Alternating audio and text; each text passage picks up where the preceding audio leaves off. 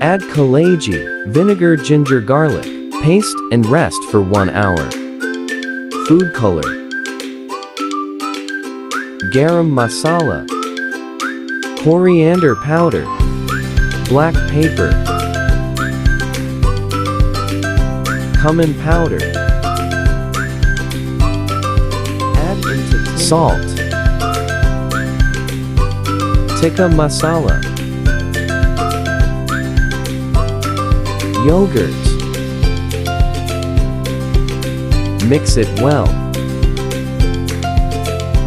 Lemon juice. Mix. Boil. Now fry it. Cover it and cook for 15 minutes. After 5 minutes, cook without cover. Burn cold.